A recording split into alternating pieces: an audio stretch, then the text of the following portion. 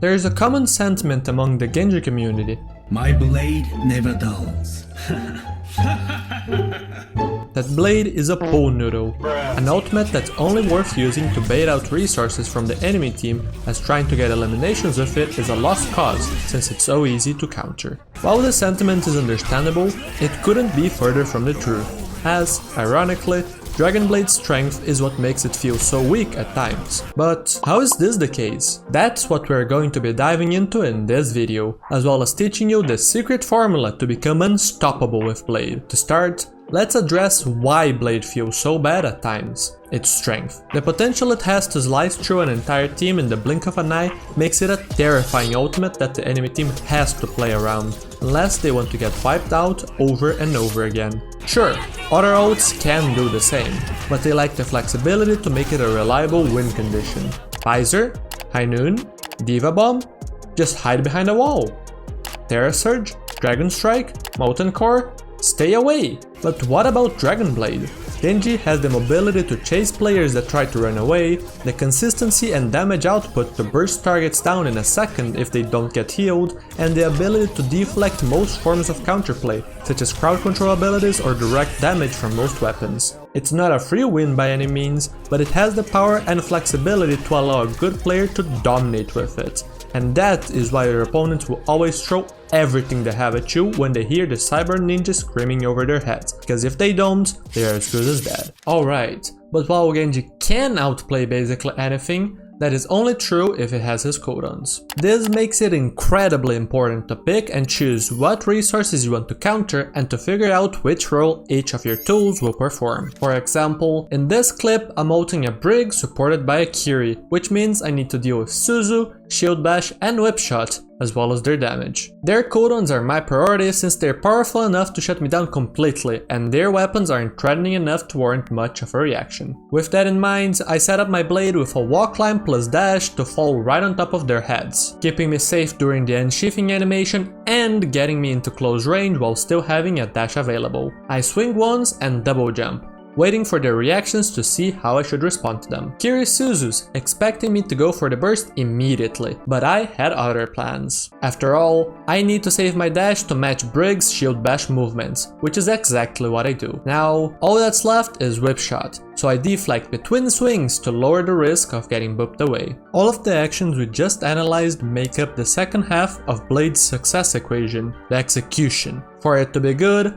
you need two things. First, ask yourself the following question when planning to ult. What counterplay options do my opponents have? I love this phrase because it encompasses everything you might need to deal with while being easy to remember. After all, damage, crowd control, movement and sustain are all just different forms of counterplay, which have their differences of course, but are outplayed in the same way, logically.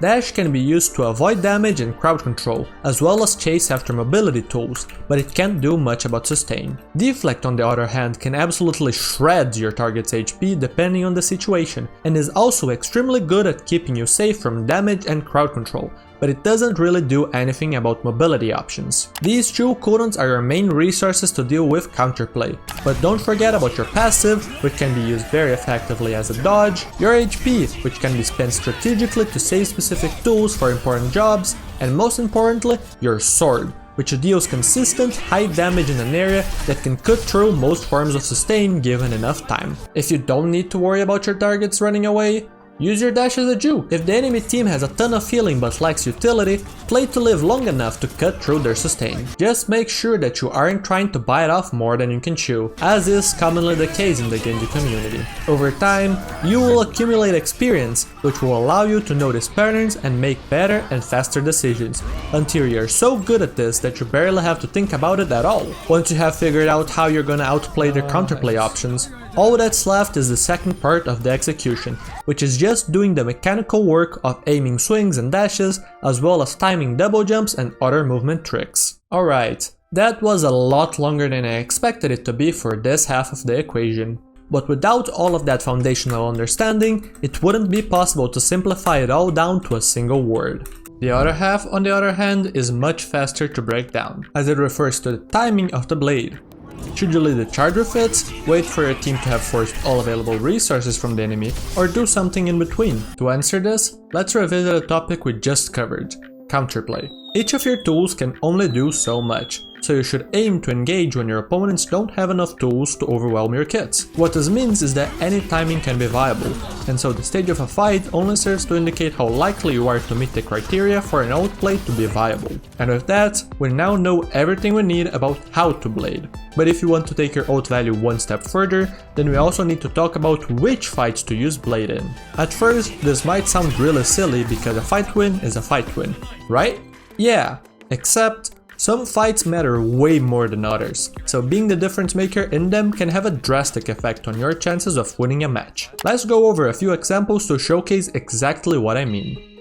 In this match, the enemy team has a very powerful but fragile backline that needs a lot of space to function. Knowing this, I choose to blade at the start of second point, as a win here will allow us to hold very far forward. This is extremely important since it forces our opponents into a really awkward retake, seeing as no matter which angle they take, they have to push through a cramped choke, something they're terrible at. So, by committing my ult here, I secure a fight win as well as an incredible defensive stronghold that will likely drain a lot of time off the clock, if not outright end the round with no more payload progress. Can't hope for more value than that. If we flip sides, the same logic can be applied. To avoid getting stuck in the chokes with an Ana Zen backline, I step on the gas to guarantee this really crucial fight win. This allows our supports to take the long sidelines they so desperately need. Lastly, I wanted to showcase this really weird blade whose purpose is simply to contest the payload. Losing this point now would cause the game to become pretty much unwinnable. The enemy team would have an insane time bank, and the difficulty of matching such a feat in our own offense is not worth gambling on. As you can see,